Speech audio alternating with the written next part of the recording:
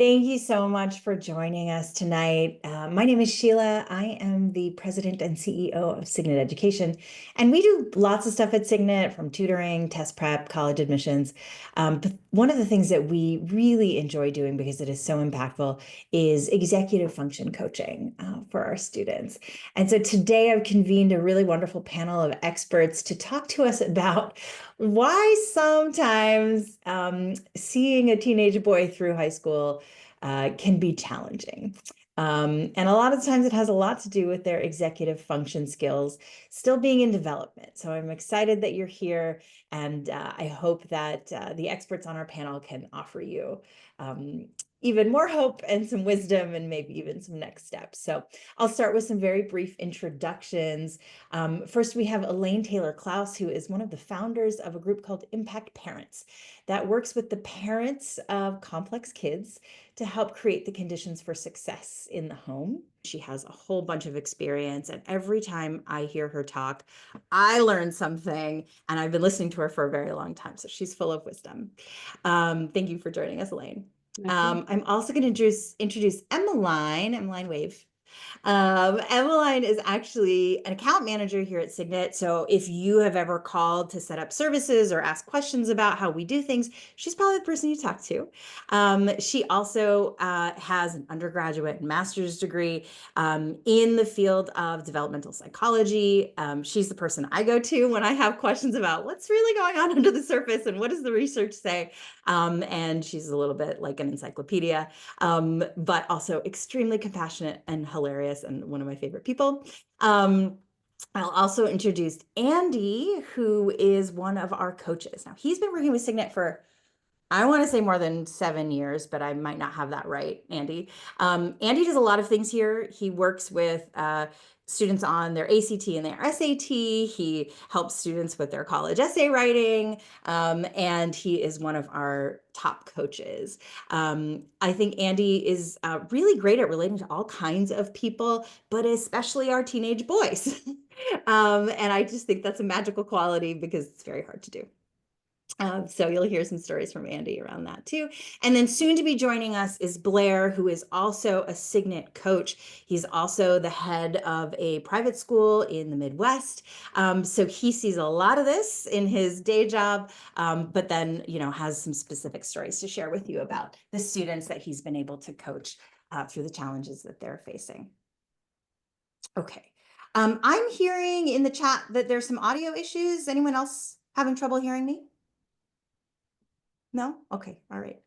Well, hopefully that's an isolated issue that we can resolve. So I'm going to sort of process what you've all shared in the chat. Thank you so much.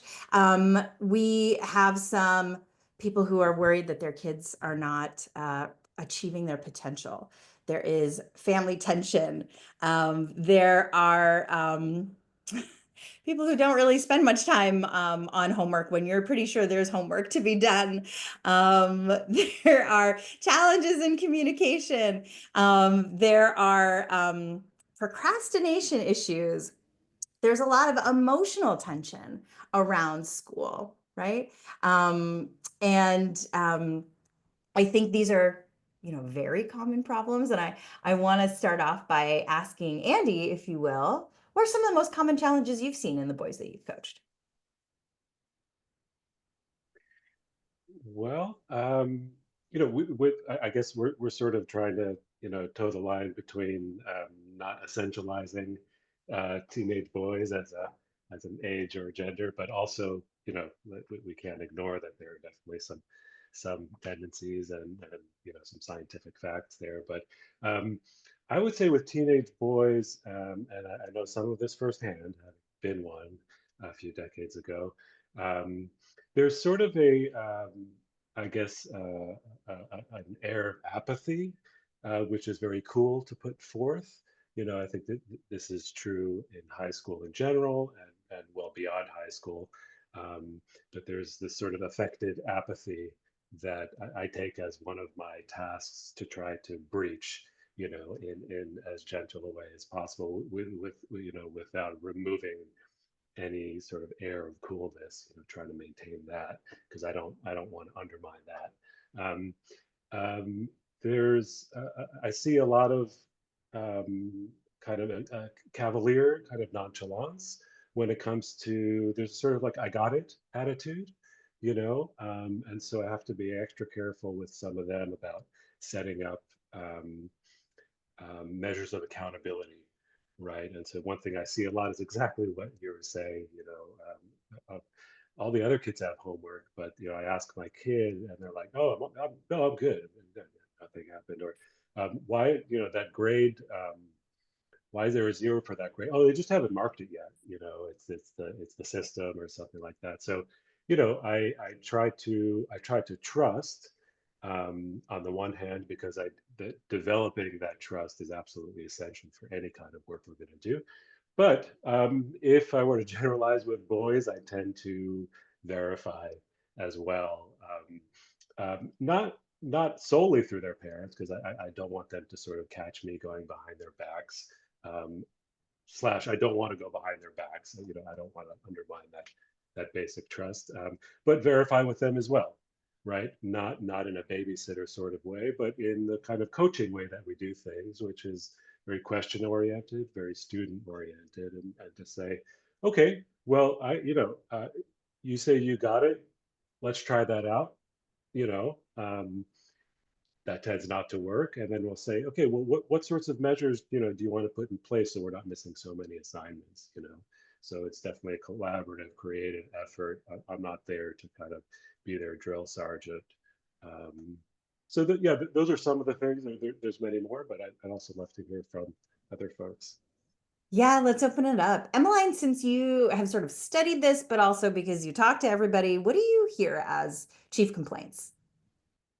I think that, kind of in for thinking of basic executive function, it's like getting started. It's, a piece of it is maybe they genuinely don't remember what homework they have because they don't write it down and they just think they'll remember from listening.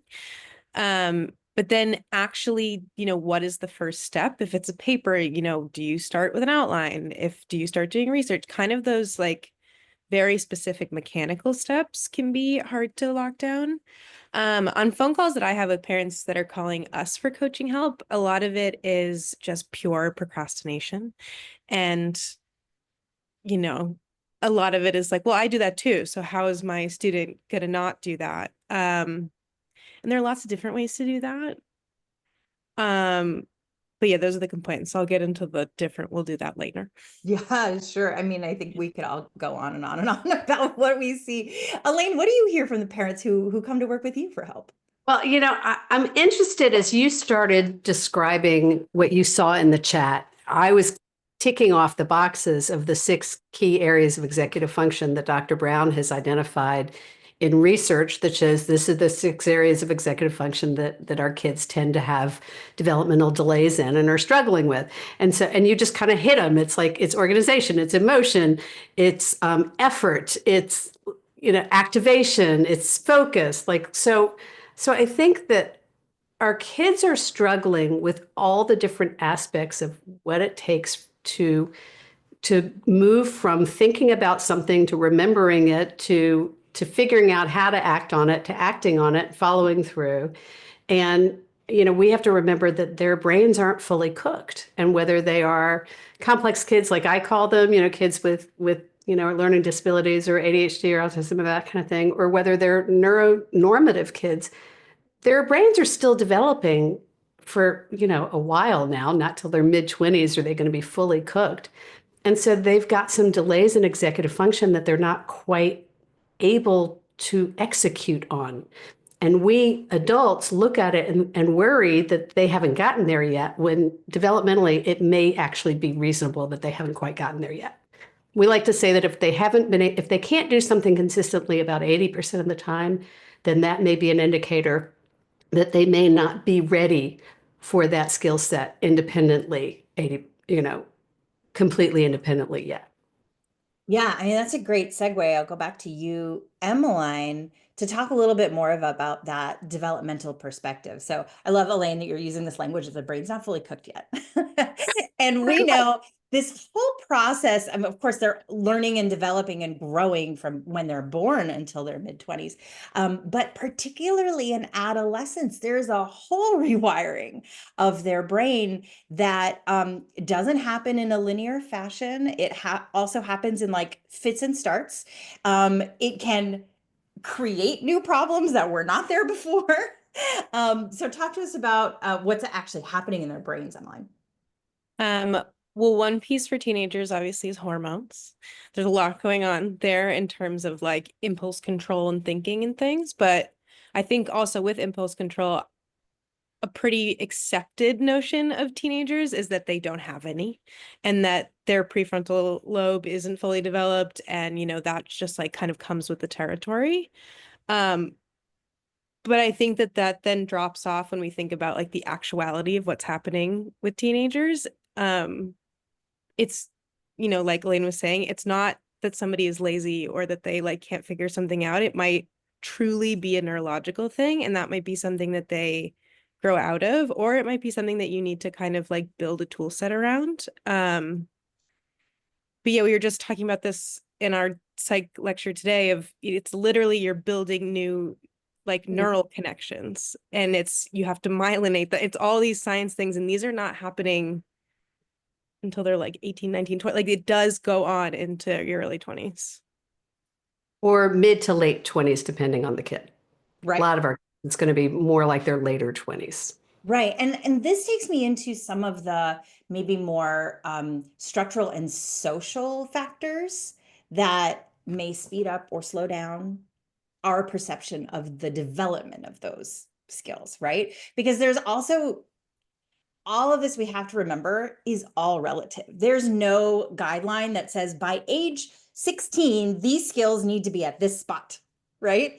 When we're norming these things, we're norming them against other kids their age. And when big things happen that affect everybody, I'm thinking about things like COVID, well, that's going to shift your norms, right? So what you may have expected for your older child, what felt like a normal developmental uh, here's my words are losing my words, but progression for your older child who maybe went through their teenage years before COVID or on the tail end of COVID, something else may be really happening for your younger child, right? And that doesn't mean one of them is normal and the other one's not normal. It just means there are a lot of factors that play into this. So, Evelyn, I'll go back to you to talk a little bit about those social factors.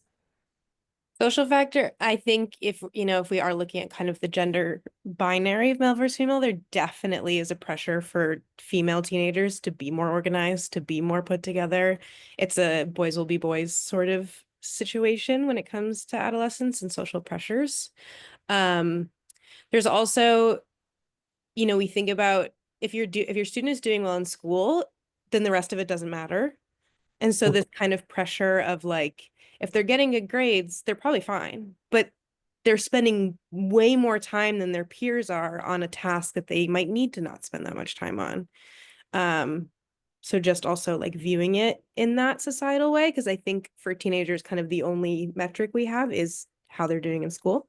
It could be also friends, relationships, sports, and all the things, but I think when grades are fine, the rest of it feels fine. And I just want to make a quick note also that we all have all of these executive functions or dysfunctions.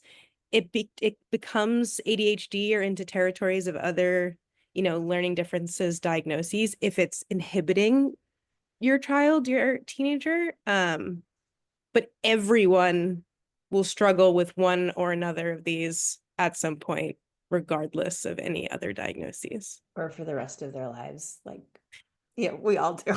Yeah. Yeah. Blair, thank you for joining us. I know you were stuck in a little bit of traffic, so I really appreciate you making it on here. I wanted to touch on your perspective of this. Andy mentioned this a little bit before you joined us, but boys like to play it cool a little bit. There's a lot of pressure for them to play it cool. So how do you see that affecting their ability to get things done, their desire to get certain things done, or their ability to accept help or ask for it? I mean, I think that's for the parents and caregivers out here, I think the motivation piece is oftentimes one of the most challenging, because a lot of times what you'll have with teenage boys is, I wouldn't call it ennui, because it's not like a despair necessarily, as much as like a pretty vanilla, like, I'm not really sure. I like hanging out with my friends. I enjoy playing this sport, or I enjoy playing this video game. And the idea that you get really, really excited about something can sometimes be hard. Um, I think one of the things that I like to encourage students that I work with, whether it's through like an academic coaching type of environment or in the school where I work, is honestly being really patient, asking questions, and a lot of like, well, tell me more about that. Because I think it's oftentimes the first question, is not going to lend itself to a whole lot of information. And I think it's really easy as adults to be like, well, I asked you the question, why don't you respond? And it's like, well, it might need to be a couple more questions or a couple more follow-ups. And so I think being persistent without nagging is sometimes a really difficult line, because I do think it involves like asking questions and more of those. Well, tell me more about that, or why did you really enjoy it, or what did you? But I do think there's also sometimes diminishing returns when you start asking the same question over and again. So I think that there's sometimes a little bit more art than science to it. But I think recognizing and really trusting in the process that over time they're going to find it. But it's not necessarily going to happen on the timetable that you're most comfortable with. And that can be a challenge where we have to do our own work of developing that kind of patience. Yeah, I mean, you just like hit the nail on the head. I have a 7-year-old son, and it's like you can't ask the same question the same way over and over. I just sound like a broken record, and obviously it gets us nowhere. Elaine, I know you have a lot to say about why, our children aren't maybe answering our questions or accepting help. What can you share with us about that? Well, there's so many things I want to say about everything y'all have said so far. Because I think, when I think back to the beginning, Andy, you were talking about trust and collaboration, right? And I think fundamentally, and both you and Blair were talking about, apathy around we, or what looks like apathy or this cavalier attitude with boys. And I think very often it's more of a self-protected kind of, if I don't look like I care too much, then I'm not going to look bad if I don't hit the metric, right? Whatever it is. So there's a lot that's going on. One of my kids said to me once, "Don't you see, Mom, if I haven't done it, I haven't done it wrong." And that really, there's this underlying perfectionism that we don't realize they've got, that looks like they don't care, but that's actually a perfectionism in many of these kids. So when I think about, so the question you asked is about asking for help. And there are a lot of reasons our kids don't either ask for or are unwilling to accept help. And I think it goes back to that early conversation Andy was saying about trust, because if we don't feel like a safe place for them, whether we as providers, we as parents, whatever role you're playing in relation to these kids, if we don't feel safe and they don't trust that we're going to see them for who they are without judgment, without interpreting their behavior, then they're going to be hesitant to engage. If what I say to the parents in my community a lot is, if we think we're trying to help them, but it doesn't feel helpful to them, then it's not really help, right? It's imposing our agenda on them. And so we have to make sure that when we're offering help that feels helpful to them, or enrolling them in being open to asking for help or accepting help in the first place. So like when we think about why don't they, maybe they're afraid that they're not ready to do what's being asked. Maybe they're feeling stressed and triggered, which is going to shut down their capacity for executive function and to follow through. They may not feel like it's their agenda, so we may be imposing our agenda on them. We were in a group. I was with a group of parents of teens today, and we were talking about is it real buy-in, or are you just getting yeah, right? Because yeah may not actually be their agenda. So we think they've said yes to the agenda, but it's really ours, not theirs. Again, maybe they don't feel safe We're quite trusting that we're going to let them do it their way, or we're not going to impose our agenda on them. They don't want to feel judged.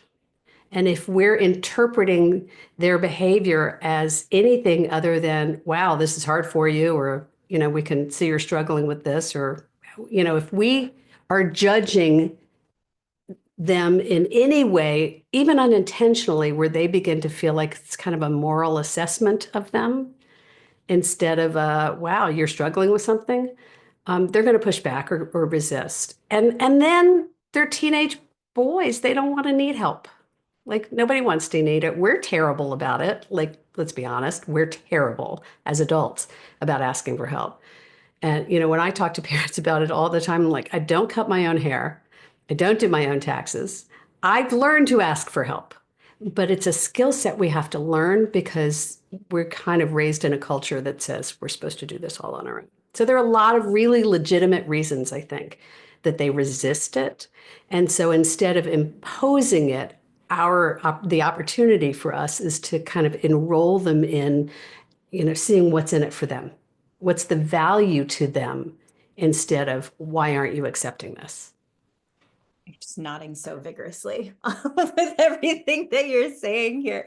Andy, I'm curious, with all the things that Elaine just shared about why a teenage boy might not be asking for help, where do you often start with somebody who may be a little skeptical, but by the time they get to a session with you, they've either their parents, and that's why they're there, or maybe they really do have some hope that things could be better and they could change, but maybe you don't know that the first time you meet them. So where do you start? I start with about 1,000 questions, actually. Let me know if there's a dog in the background. Hopefully you don't hear that. Okay. Yeah, I come from a place, and there's sort of two purposes to that. One is to actually understand in the finest detail possible everything about not only the issue they're coming for, whether it's procrastination, organization, or whatever, but just the whole texture of their lives, right? And so I tell them, I said, hey, this first session, I'm just going to pepper you with questions. You can pass on any of them. You can ask me questions, but I just really want to know everything. So that, as I said, there's 2 points there. One is actually the information. Two is to establish this posture of curiosity, and I've been doing this for a few years. I actually love the nitty gritty part, and I think that comes through. It's I'm not faking it. I actually really want to know, like, what are the rhythms of your day, how do you tick, and I suppose there's really a third part now that I think about it, which is get them to start noticing things on their own, which is beautiful when it happens, and then they come up with the idea. It's like, oh, I never realized that that's the first thing I do when I come home, right? And I guess it's because no one's ever asked them, right? And it's like, oh yeah, well, if I do that, the chances of getting started on work are probably not going to be great. And then I'll say, well, what do you think a better move might be, and how can and then go through the rest of sort of the logistics of all of that.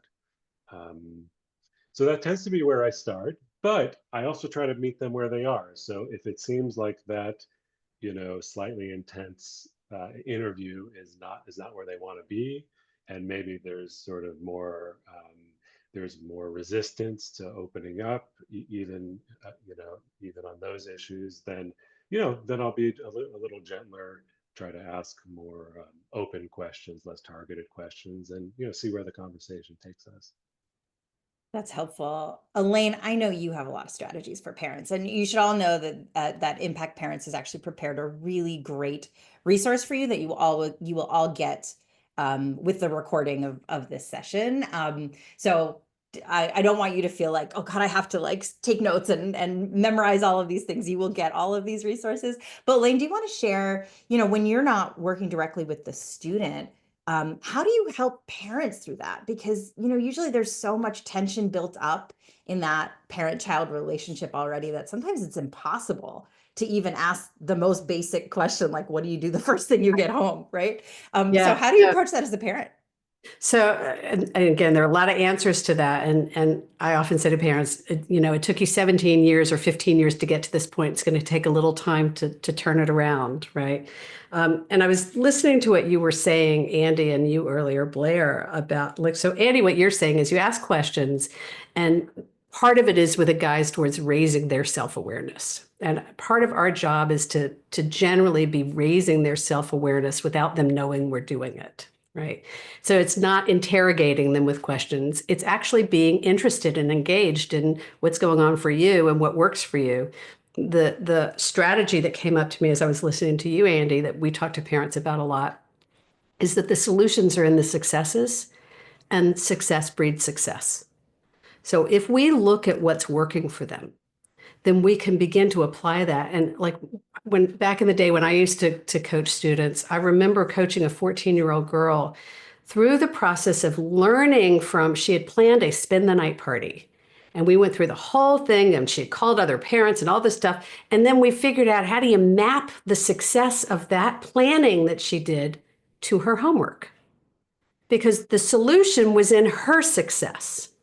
And I could have given her something that never would have worked nearly as well as what she figured out, because she looked at what worked for her. And that's what I hear you describing, Andy. And I want to go back to something you said earlier, Blair, which is that conversations don't all have to happen at one time. We call it dropping breadcrumbs.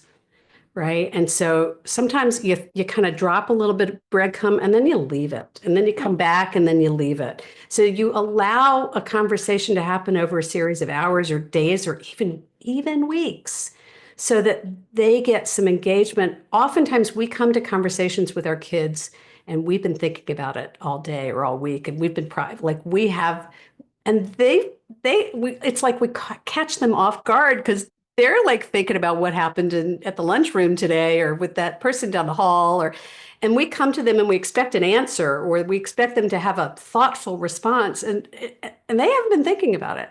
So sometimes we have to drop the breadcrumbs and say, well, it's okay if you don't know. Think about it. Let me know, or let's talk about it later. Like really casually, but to introduce notions and concepts and kind of invite. I often say to parents, our job as parents is to be an invitation to our kids. We want to be an invitation to relationship.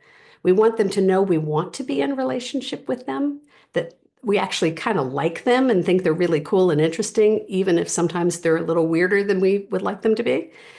And if we're an invitation and they actually really feel like we want to be in relationship with them, that will build the trust. And that will build our ability to acknowledge when things are going on for them that they're struggling with, and for them to actually believe it when we say, wow, it looks like you're having a hard time. Would you like some help with that? They're going to be much more receptive if we've worked on that foundation of relationship and built some trust, so that our communication is happening more authentically. Right. I think that's such an important reminder that it takes some time to build that trust, or to turn the bus around if it's been going in one direction. For them to believe that things are really going to be different. Emmeline, Just one more thing I want to say, go back to the beginning of what you said. Parenting is a daily process in letting go. We have to let go of what we expect it to be, or want it to be, or think it should be, to allow it to be what it is, and to allow them to be who they are. And that's, as to what you were saying earlier, that's our work, right? We have to get our stuff out of the way so that we can be present to who they are and what their journey is, instead of trying to make sure they're fulfilling our journey. So I'll stop, but because you had mentioned it earlier, and I think that's such an important piece of all of it. Right? Yeah, I mean, that really landed. Elaine, I saw some reactions in the audience too. Everybody's like, wow, oh yeah, that's really it. So thank you so much for sharing that. Emmeline and Blair, I'm curious if you have anything to add in terms of, where you start with people, what's any of the things that we've just been talking about since you last spoke. I'm gonna throw in a quick metaphor into the chat because I think it's helpful. This comes up a lot in executive function teachings. It's a funnel, a clogged funnel. So if you just think of how many things are going into your teen's brain every day, and when it comes to trying to figure out like what to do next, how to start doing things, if everything is on top of their head and they can't get through any of it, if that funnel is clogged, then nothing is going to come out. So before you try to, kind of, I mean, you can start with pinpointing individual things, but just understanding that like the very first time you broach this topic, it might be a big old jumbled mess, and that's fine. But it's just something that has to be sorted through before you can actually work out each thing. That's really helpful. Yeah. Blair, what would you add? Yeah, I mean, I think I really like what Andy had to say as far as like, demonstrating genuine interest as being kind of a basis of developing the trust in the relationships. And I know that's, you know, from a coach, I think I'm mindful of we're approaching it from a um different place where there's no baggage potentially, right? And so I think that's oftentimes why having a coach can be really helpful is that they're kind of tabula rasa, right? So they can demonstrate that like what Elaine, you were saying is with the parenting, well, you have 17 years of stuff that can make it challenging to recalibrate some of the relationship. And coaches have the unique opportunity to come in without some of that, right? Um, and so I think that that's something that as you think about as a caregiver, parent, where might coaching fit in? There is that opportunity to have someone who can kind of help lead some of that change. I think also the other thing that I would add is, and I kind of said something to affect this earlier, is just that timetable is really something um, as someone in a young person's life is recognizing that the timetable that you want isn't necessarily the timetable you're working with. And I think that's probably the hardest thing of the work I do with parents on that side of it and coaching students is that, most people want things done yesterday. And the reality is that the kids are working on a very different timetable. And a lot of kids are, it helping or communicating with them that you understand that their timetable is their timetable, I think is something that's really important. And that takes, again, a lot of work and a lot of time and a lot of trust. And that can be a real challenge if that's a realization that's happening, later in adolescence.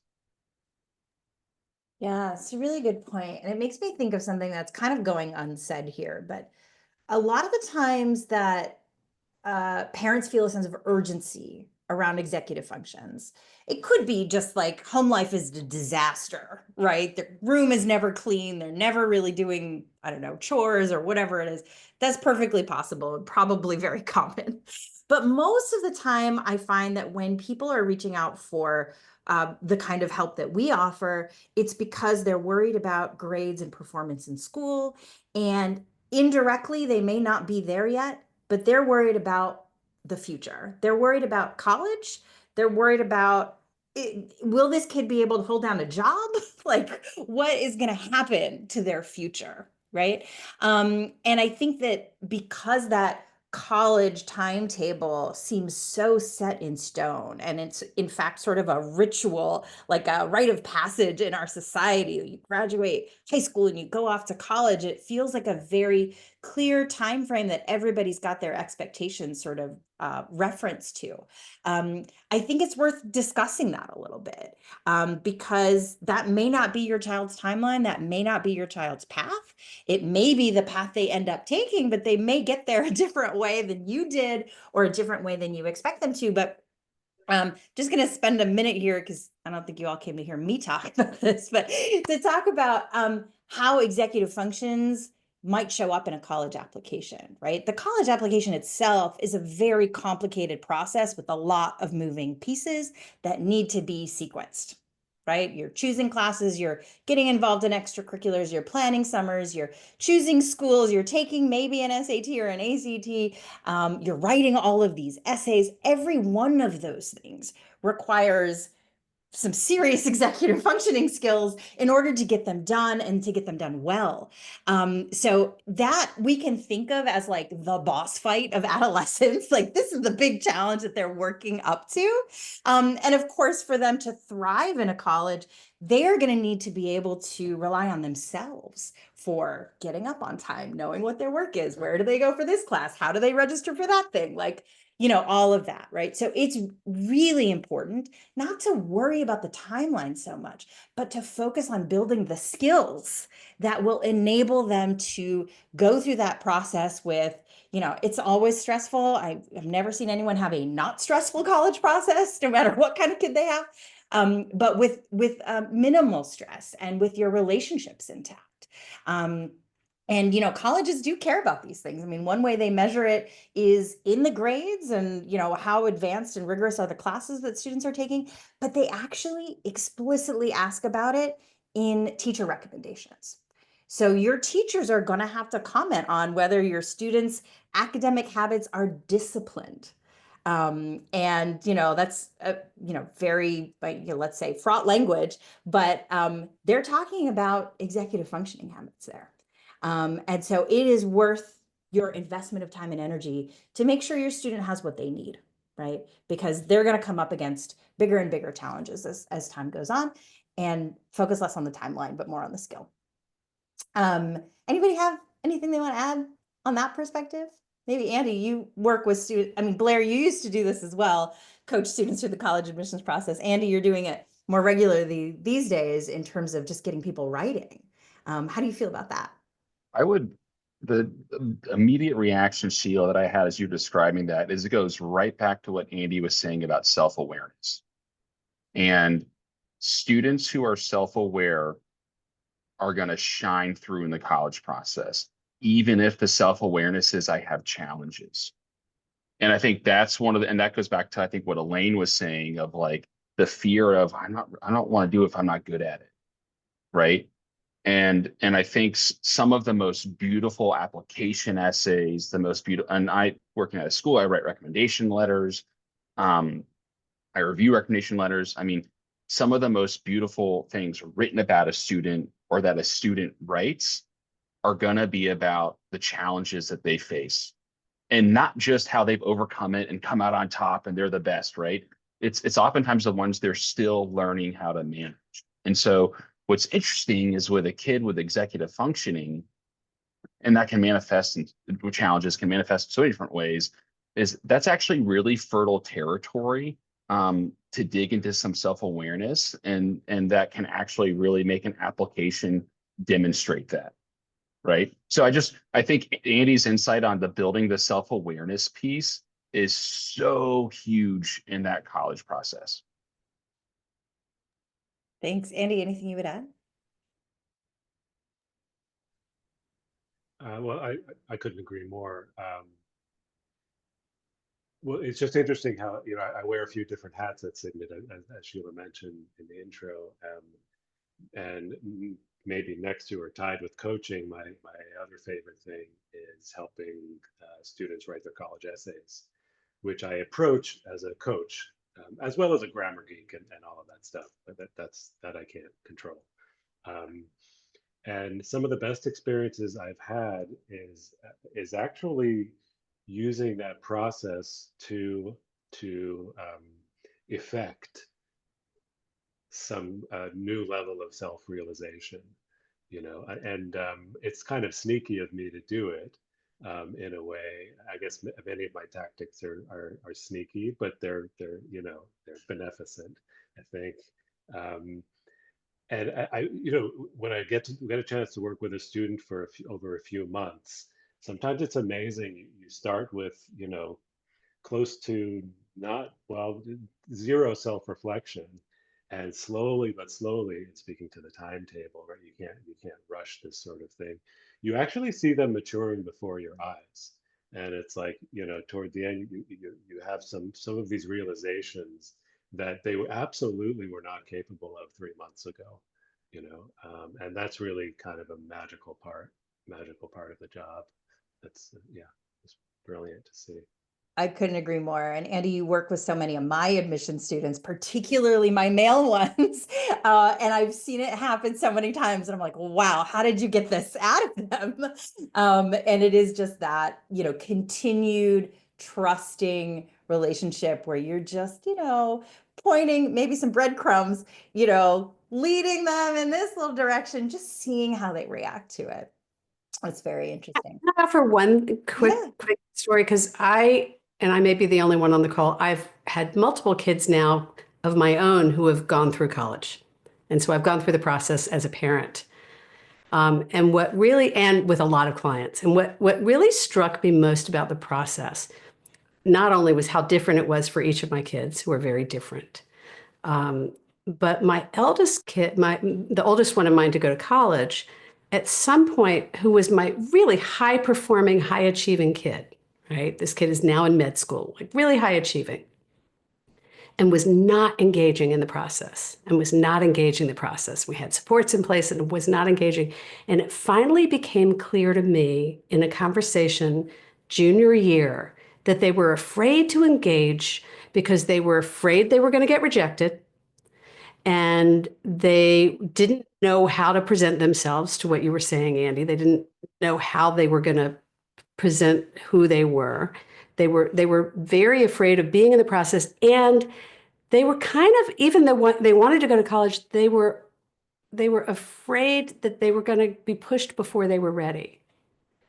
And so their reticence to engage in the college application process had nothing to do with anything you would have thought it was. And so we had to kind of get underneath to what was really going on. And then they were in and they were like leading the charge, but we had to kind of demystify the process for them, which the school thought they were doing, but wasn't as well as, they really needed. And then the other kid was like, you guys are making this too hard. I'm going to apply to 2 schools. I'm going to get into at least one, if not both of them. And you guys are just making it too hard. And, it was not an unreasonable observation, it was his way of doing it. But I think we have to look at, they come into the process with preconceived notions that we forget. And we've got to reacquaint ourselves with what the mindset is of a 16-year-old kid who is looking at the world they're looking at, not the lens we're looking at it from. Absolutely.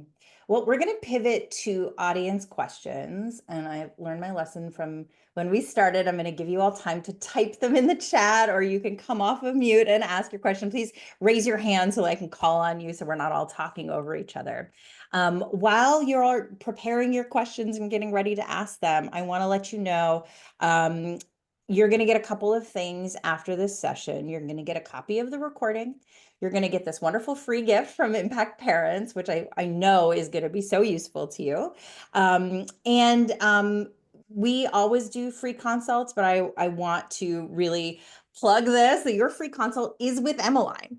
And she knows a lot about this stuff. She'll really be able to help you understand what's going on. She'll point you towards other people, resources, trusted referral sources if we're not the people who can help you, or if you need us plus something else. So I really encourage you to take advantage of that. And then the last thing I wanted to share with you is that next month's session is actually much more about college admissions, right? We do a lot of things, so we kind of swap our topics all the time, but next session is about, we're calling it the Insider's Guide to College Visits. And college visits are not just for the summer before senior year. In fact, we find them much more helpful if you do them when your kids are younger and they don't think of it as a college visit. You're just seeing a campus that happens to be wherever you are, because it gives them specific things to say they like or they don't like. They can really envision college a lot better. So I just wanted to drop that nugget in there for you, because that will be really helpful, really, no matter how old your kids are. So that's going to be on April 23rd, and you will, get announcements about that as it comes. But I just wanted to put that out there. I don't have any questions in the chat yet. So I guess while we're waiting for more questions, I could plant a few. Emmeline, I'm curious what you've been thinking about as we've been talking about all of these things. I'm still on the some of these things we all do and some of these things are an issue bit. Just because my other life is neuropsych testing. Um, I haven't formed this thought really, but I just want to reiterate that, sometimes there really is a neurological thing that's going on that might require help from a psychologist or somebody that deals with learning differences. And sometimes you might just need a coach for executive function, but those are two separate things. And one of these things comes from a diagnosis and there's, a sort of medical treatment. And then one of these things is like a person, like we all could use help on these skills. And that's more what a coach is for. So everyone could use a coach probably in some capacity. Not every student needs a full neuropsych write-up, but some of them do. So if you feel like it really is, bleeding into every aspect of their life, it might be worth checking out the psychology side of it. That's a great point. And I think a couple of things that I've heard from clients that has made me say, well, maybe we should do a neuropsych. Certainly, if you're hearing things from teachers, if you're seeing a big discrepancy in how hard they're working and what the results seem to be, their grades or the comments from teacher, if there's just like a huge discrepancy there, sometimes it's like they're a great student and you never have to remind them about homework and all these things, but then they do something like a PSAT and it is so far below where you think they would score. I'm not saying that immediately triggers a neuropsych. It certainly deserves a conversation to see like, well, what's going on here, right? But that's a really good point to bring up here. Not everybody needs that, but in some cases it's worth doing kind of more investigation to see, is this something that's going to resolve with experience and coaching, or is there something else we need to do here?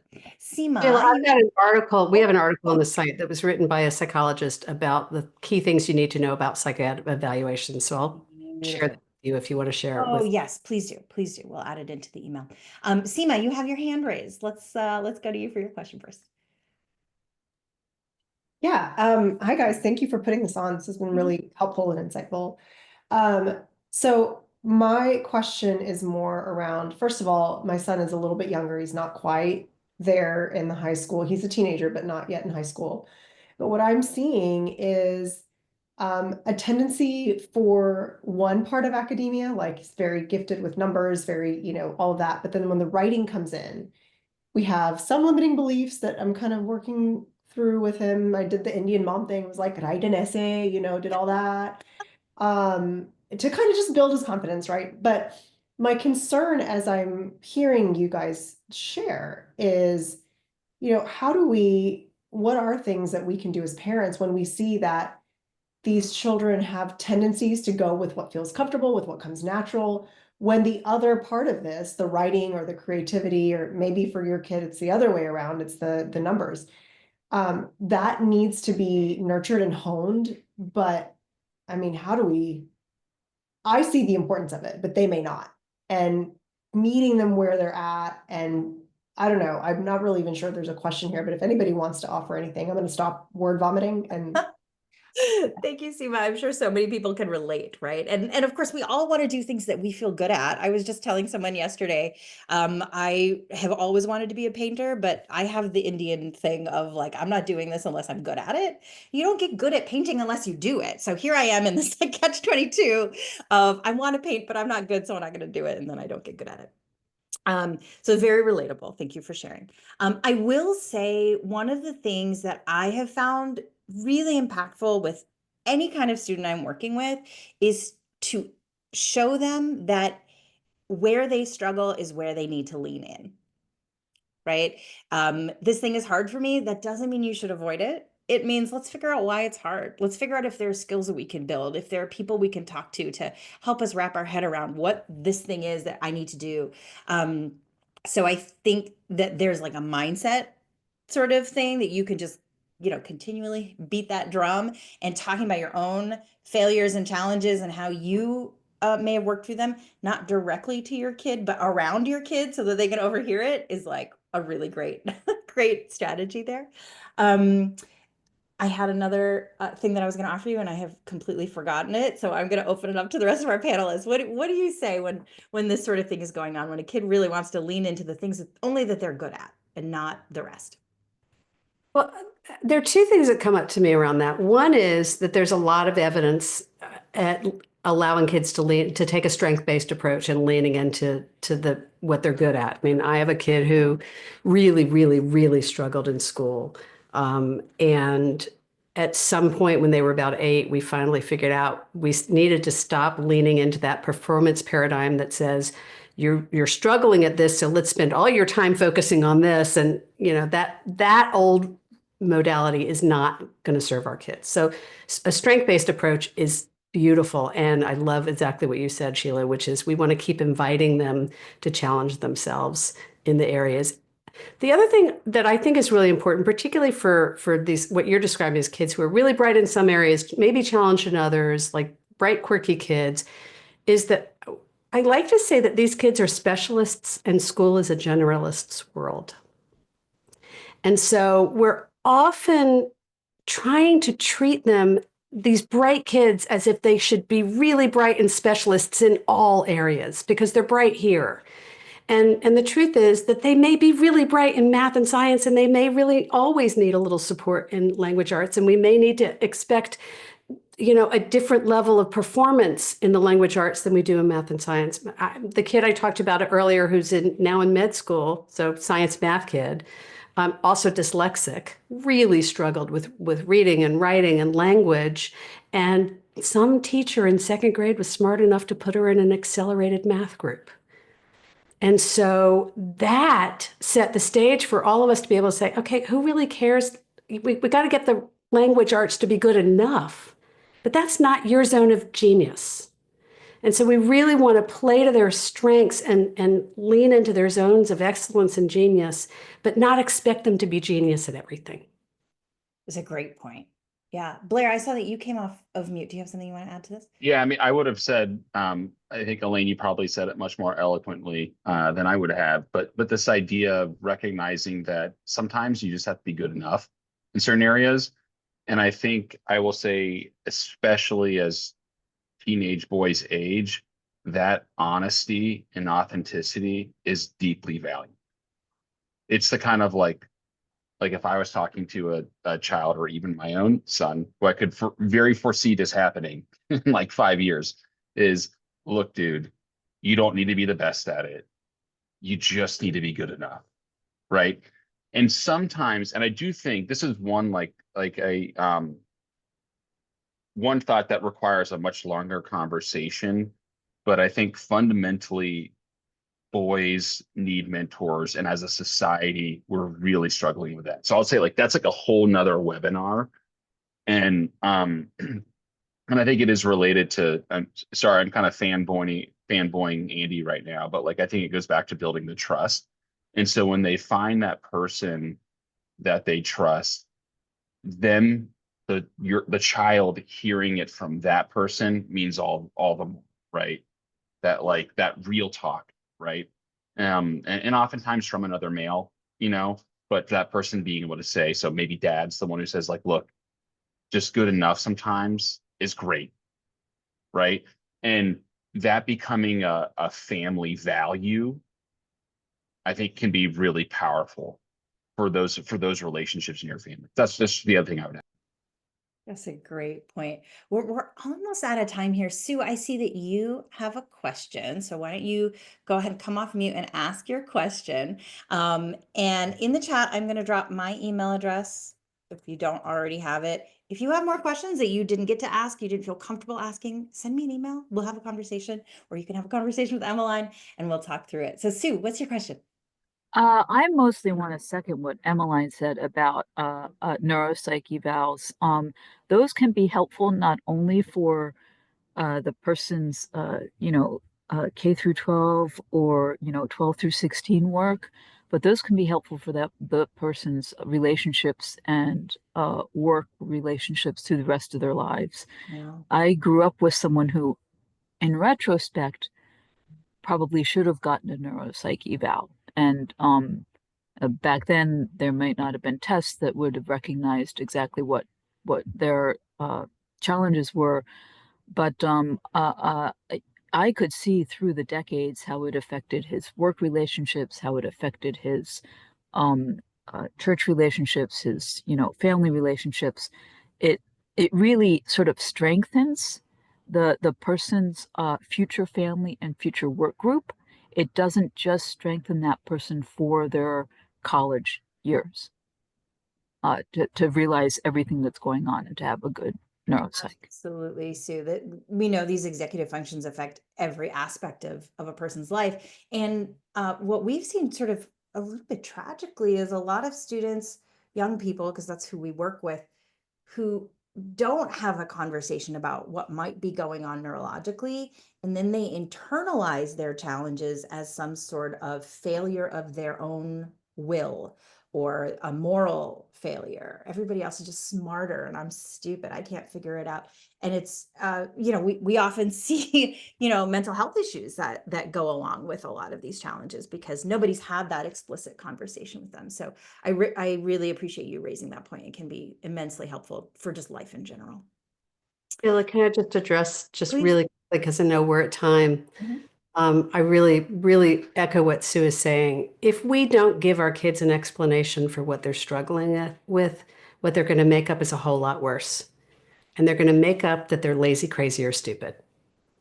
And as somebody who grew up thinking I was stupid because I wasn't diagnosed till I was in my 40s, like what Sue's saying is so on point.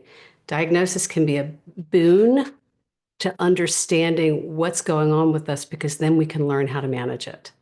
But if we don't know, what we make up about ourselves is pretty destructive.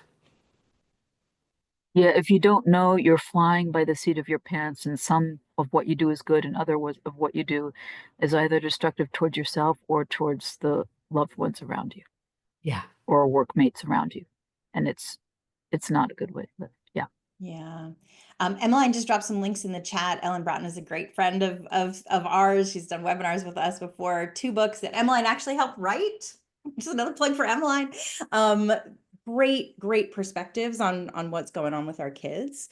The other book that I'm thinking about as people are asking questions is Jonathan Haidt's Anxious Generation, because truthfully, we're all a little bit ADHD now. The other one is, I'm forgetting his name, but it's called Stolen Focus. That's a little bit more about adults who can't focus. But the Anxious Generation is about smartphones and technology. So definitely check both of those out. And if you need other book recommendations, we are here for you. Well, I'm going to let everybody go. I know it's late in the evening. Thank you again for joining us. Participants, thank you so much for joining us and sharing your perspectives. And everybody stay tuned for recording and resources. And hopefully we'll see you again at one of these next month. Okay. Bye, everybody. Thanks for having me, Sheila.